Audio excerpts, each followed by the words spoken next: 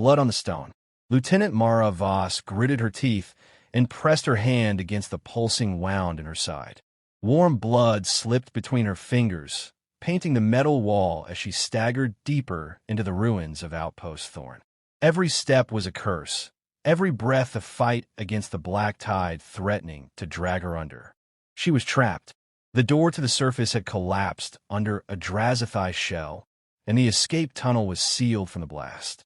The outpost's automated defenses were offline, the emergency beacon shattered, and her pulse rifle crushed under a fallen girder. She was unarmed and bleeding, but she wasn't dead. Not yet. The only light came from flickering, dying panels along the corridor, stuttering like failing stars. Somewhere behind her, metal boots clanged, echoing through the vents. The Drazathai were hunting, slow, confident, like they were tracking a wounded animal too broken to run. She ducked into the storage bunker, slamming the manual override. The heavy blast door ground shut, jamming halfway.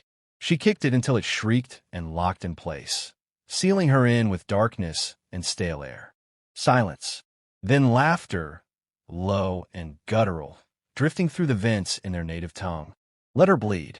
The humans break so easily. She's finished. Wait for the scent to stop moving. She leaned against the bulkhead and slid to the floor. Her breathing was sharp and shallow.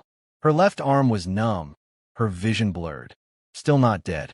She blinked through the pain and scanned the room. Crates, cables, busted consoles. Broken maintenance drones stacked like junk. She crawled to the nearest pile, pulling one toward her with a grunt. Half its chassis was melted, but the power cell was intact. Good. Her hands worked on instinct. She tore into the drone's wiring, exposing its microcore and feedback loop. The military-grade implants behind her eyes lit up with a faint glow, her HUD flickering to life as her pulse synced with the dying drone systems.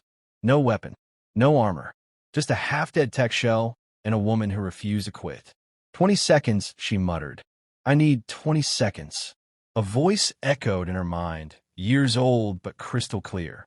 20 seconds is a lifetime if you're creative enough. Captain Rios, her old CO. He'd said that before drop into a no-return zone on Mars.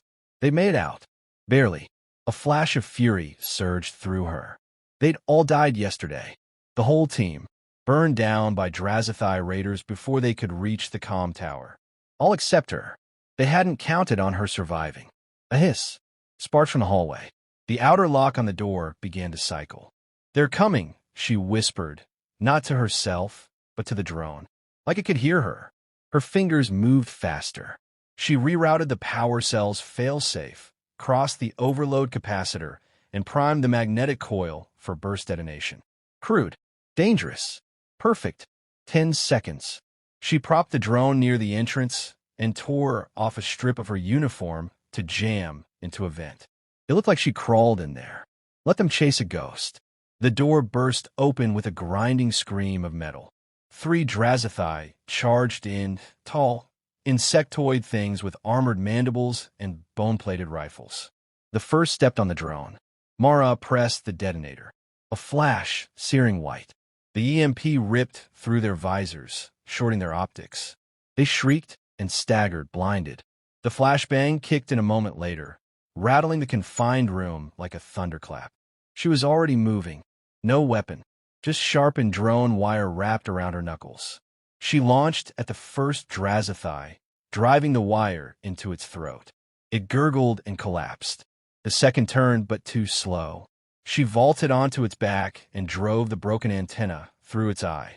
The third swung wildly. She ducked, grabbed the drone's sparking coil, and jammed it into the beast's chest. Electricity snapped and sizzled. It fell twitching. Silence returned. Mara stood over the bodies, panting, soaked in blood, some hers, some not. She was still bleeding, still trapped, but she wasn't unarmed anymore, and they were dead. 20 seconds. Mara leaned against the wall, gulping air like it might disappear. Her hands trembled, still slick with blood, alien and human. The improvised kill had worked. She was alive, but her body was failing. She tore a strip from the cleanest part of a dead Drazathai's cloak and wrapped it around her torso, wincing as the pressure sent hot pain through her ribs. The bleeding slowed. Not stopped, but slowed. Not done yet, she muttered. The command core was 3 levels down. If the Drazathai accessed it, they'd extract Earth's frontier grid, locations of every colony and terraforming station from here to the rim. Billions of lives exposed. She limped toward the hatch, dragging one of the Drazathai's rifles behind her. It was heavy, not made for human hands, but brute force would do. She scavenged grenades, heat packs, and a plasma torch from their belts. The aliens weren't just warriors, they were looters.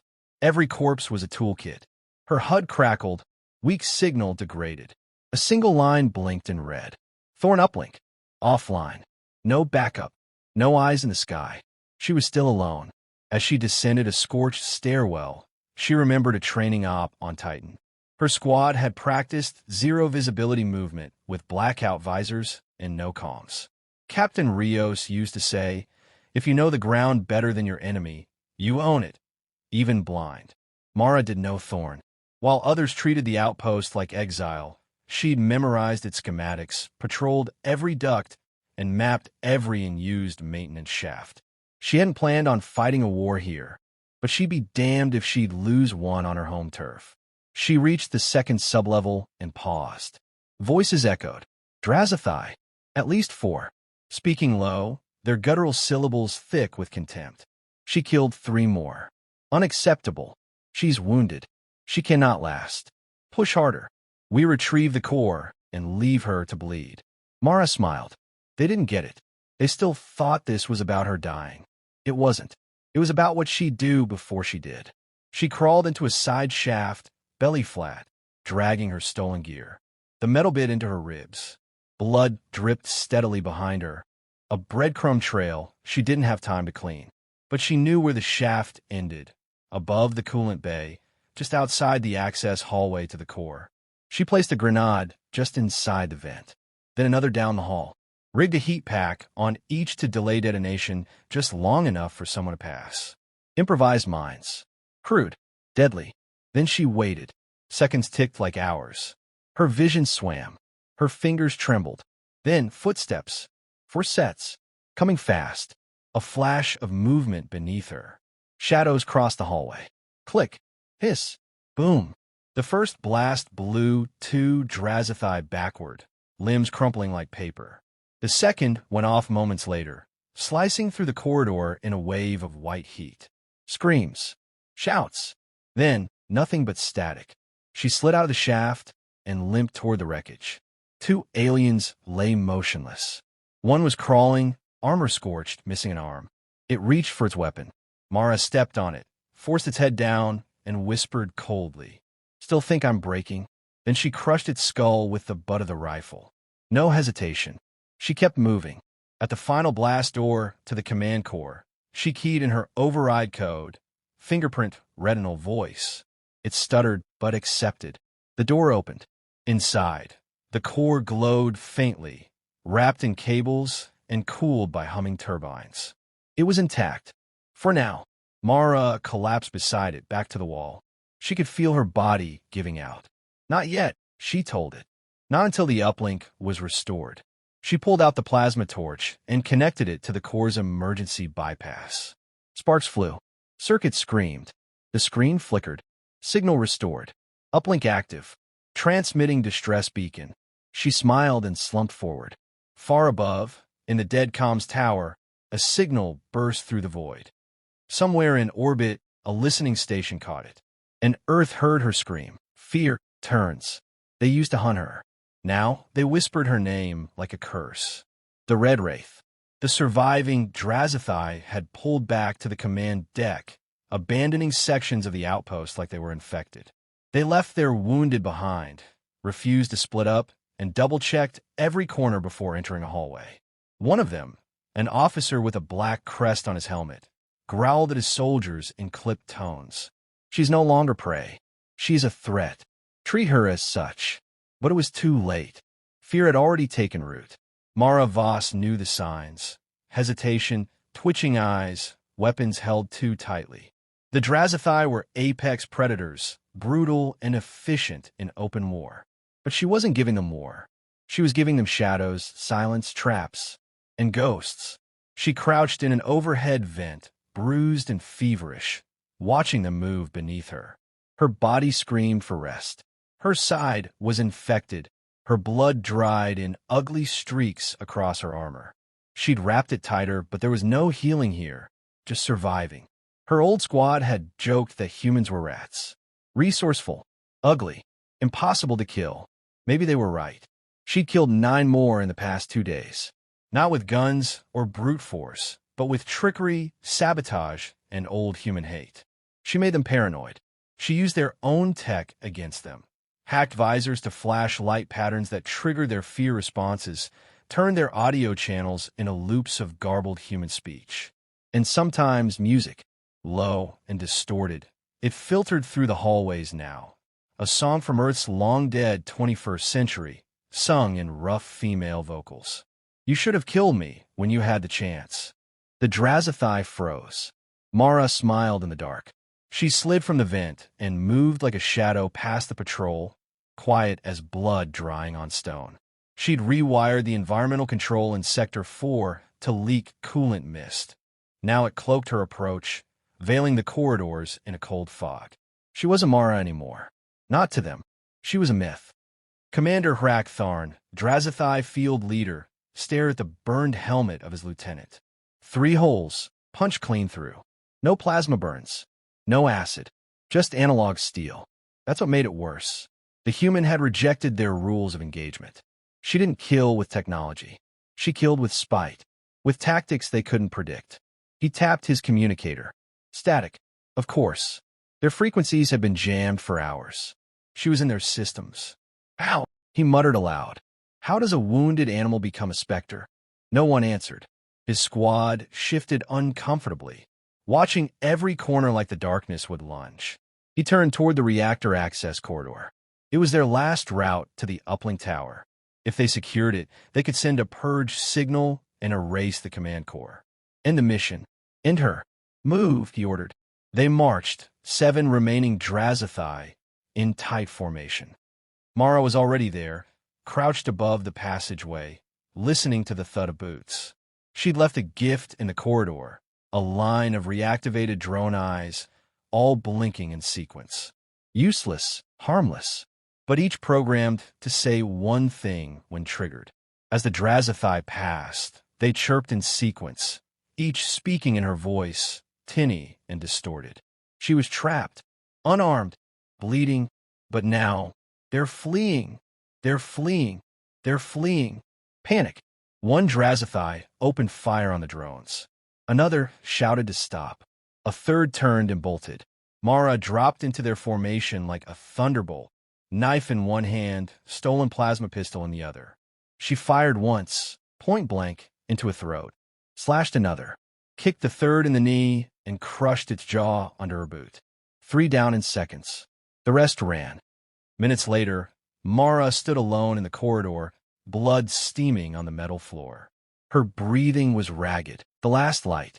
The wind howled across the upper platform of Outpost Thorn. Cold, thin, and bitter like the sky was mourning.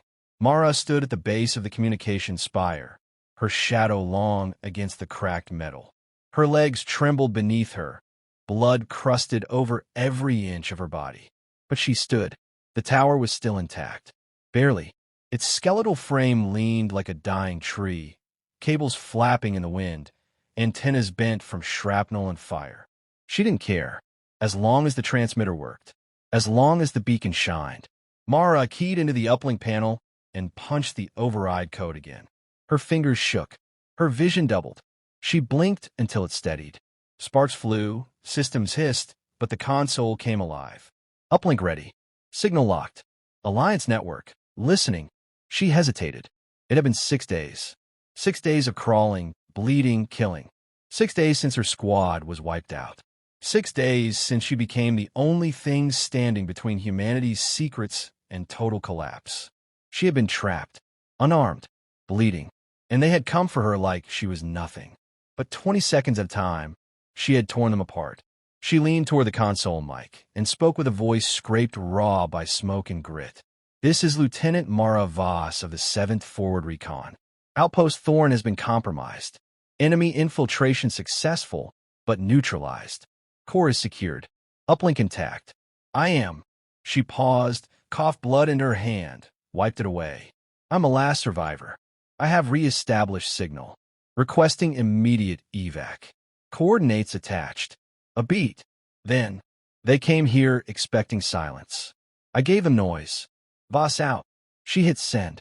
The signal pulsed skyward, riding a narrow frequency beam through the upper atmosphere. Somewhere, a ship would catch it, maybe even a fleet. She didn't know how long it would take. Didn't matter. The wind picked up. She staggered back, leaned against the cold steel of the tower base, and let herself slide to the ground. Her pistol was still warm in her hand. A few meters away, a scavenged Drazithai rifle sparked, its power cell spent. She was done. From orbit, the Alliance patrol ship Mercy's Edge received the signal 6 minutes later. "Sir," said the comms officer, spinning in her chair. "We got a ping. Thorn Outpost. It's Voss. She's alive." The bridge fell silent. General Reeves stood, face pale. "Repeat that." "She's alive," the officer confirmed. "She held the core. She's requesting evac." Reeves didn't speak for several seconds. Then softly, "She's still fighting." "Sir." He looked up. "Prep the strike team. Medical. Engineers. Tell them they've got 20 minutes to be boots on ground." He turned toward the viewport, eyes fixed on the frozen blue world below.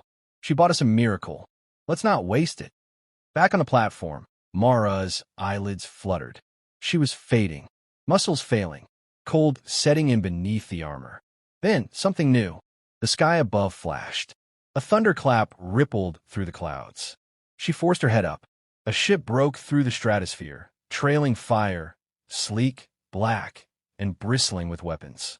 Drop pods followed, streaking like meteors. They came fast, loud, human. One pod slammed into the surface 20 meters away, steam hissing from its seams. The hatch burst open. Alliance Marines poured out in exosuits, rifles ready. One of them spotted her and yelled, "Contact! We got her!" Boots thundered across the platform. Medics dropped beside her, scanning, injecting stabilizers. One of them looked pale. "She's half dead," but Mara smiled. "Not yet," she rasped. They lifted her onto a stretcher as gunships circled overhead, sweeping for any remaining Drazithai. But there were none. They had fled. All of them. She had broken them with traps, misdirection, and the kind of fury only a human backed into a corner could carry. As they lifted her into the shuttle, the medic beside her asked softly, "How'd you survive this long?" Mara chuckled weakly. 20 seconds at a time. The doors closed, and for the first time in days, she let go.